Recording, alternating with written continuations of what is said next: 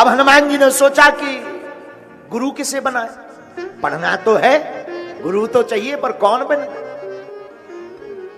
लाल लाल ललाममय लावण्यमयी किरणों को देखकर सोचा सूर्य भगवान को ही गुरु बना लिया जाए। सोई छलांग लगाई, गुरुदेव की जय हो। सूर्य भगवान के सामने प्रकट हो गए। सूर्य भगवान बोले भैया, गौर से देखा कौन? सरकार आपके चरणों में आए हैं ज्ञान पढ़ने के लिए। सूर्य भगवान ने गौर से देखा, बोले लग तो रहा है कि पहले कभी इनको देखा है। अरे याद आ गया, ये वही है जिनने बालपन में ही हमें खा लिया था। सूर्य भगवान ने सोची जी पढ़वे आए, ऐसा विद्यार्थी कौन काम का जो बचपन में ही खा जाए, और अगर पढ़ाई करें ना जाने कब इनको मूड बन जाए। इन्हें हम पढ़ाई कराएं, सिखाएं, विद्यार्थी बना लें, पता नहीं इन्हें कब भूख लगे आए, जी नाश्ता में हंसी तो ले जाए। तो सूर्य भगवान बोले देखो भाई, हम तो नहीं तुम्हें दीक्षा दे सकते, शिक्षा नहीं दे सकते। हनुमान जी बोले क्यों? बोले नहीं तो नहीं, कारण तो बता। हनुमान जी बोले चिंता मत करो, अगर ये कोई दिक्कत है तो ये कोई बड़ी दिक्कत नहीं है। एक काम करना, आप चलते रहना, हम भी चलते रहेंगे, बस पढ़ाते जाना, विद्या देते जाना। तो सूर्य भगवान बोले भाई ठीक है, ये तो ठीक है, पर सन्मुख होना चाहिए मुख, तभी पढ़ पाओगे। हनुमान जी बोले ये भी कोई दिक्कत नहीं। बोले क्यों? बोले आप अपनी गति से चलना, हम भी चलेंगे, हम उल्टे चलेंगे, आप सीधे चलना, आपका हमारा एक दूसरे की तरफ मुख हो जाएगा। सूर्य भगवान बोले फिर लपड़ा। बोले क्या?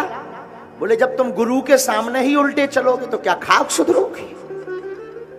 तो हनुमान जी बोले गुरुदेव क्षमा करना, दृष्टि यही होनी चाहिए, चलना संसार में चाहिए, मुख गुरु की तरफ रखना चाहिए। जो ऐसा करता है वो हर मैटर में पास हो जाता है। आप चिंता मत करो, आप सीधे चलो, हम उल्टे चलेंगे। हमें लग रहा मानो हनुमान जी कहना चाहते कि जैसे जिंदगी में चल रहे और गुरु के मिलने के बाद अगर वैसे ही चलते रहे तो गुरु मिलने का मतलब क्या हुआ? गुरु मिलने के बाद जीवन बदले ना तो क्या काम का? हनुमान जी ने कहा कि अब तो पढ़ाओ, अब शिक्षा दो। गुरु मुख सूर्य भगवान ने हनुमान जी को शिक्षा दी, पढ़ाया। हनुमान जी बढ़ते गए। हनुमान जी ज्ञानी तो हो गए, पर गुण के सागर कब हुए? गुण के सागर देखो भाई, गुण और अवगुण सब में है। ये भगवान की लीला है, कोई ऐसा नहीं है जिसमें अवगुण ना हो।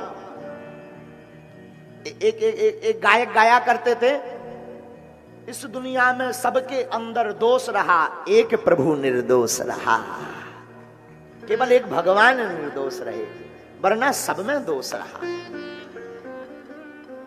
हनुमान जी गुण नहीं, गुणों के निधान है, इसलिए तो लिखा सकल गुण निधानम। ये गुणों के राजा हैं हनुमान जी। अच्छा, गुण कैसे आए हनुमान जी के अंदर? गुरु की बात मान करके गुण आए। गुरुदेव ने कहा हमने विद्या तो दे दी, अब इसका सदुपयोग करना। हनुमान जी सदुपयोग करके लंका पार गए।